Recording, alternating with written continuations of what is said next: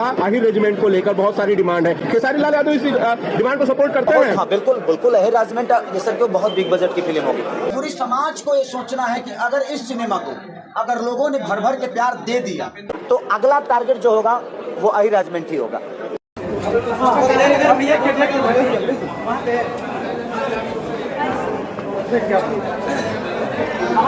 आइए सर आगे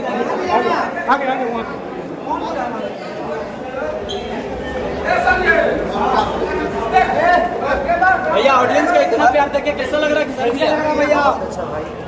वहाँ पोस्टर लगा है भाई। गाना जी कुछ बोल नहीं रहे हैं। भोजपुरी कैसा लगा, बिहार कैसा लगा? बहुत अच्छा लगा, बहुत प्यार, बहुत पैशनेट हो आप एकदम, मतलब सवाल पूछने के लिए बहुत आगे बढ़े, मतलब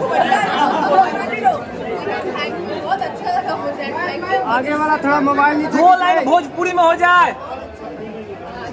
पटना का लाल किला देखो। चलो 4 मीनार दिखा।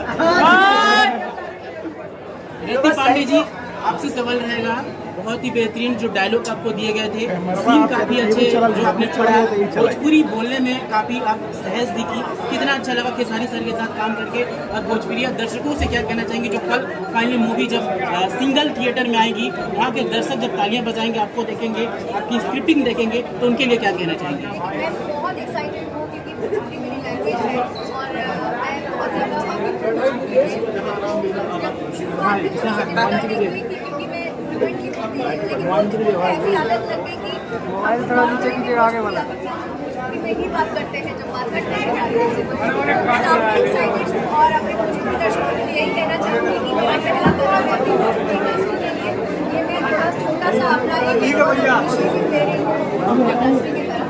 मैं चाहती हूँ कि मुझे उतना ही प्यार और सम्मान मिले और मैं और बेहतरीन काम करूँ ऐसा लेकर भोजपुरी इंडस्ट्री के लिए, ताकि मैं खेसारी सर, आपसे सवाल है, क्या आपने शुरुआत कर दी है, बिगुल बजा दिया है कि जो भी अब भोजपुरी के और भी कलाकार होगी इसी तरह की मेहनत करे और इसी तरह की स्क्रिप्ट और मूवी लाने में भोजपुरी का एक मान सम्मान बढ़े? नहीं, मैंने बिल्कुल फूका है, ये मेरा इसमें कोई योगदान नहीं है। मैं तो हर मूवी में कलाकार की तरह काम करता हूँ। ये हमारे डायरेक्टर और प्रोड्यूसर की विजन है।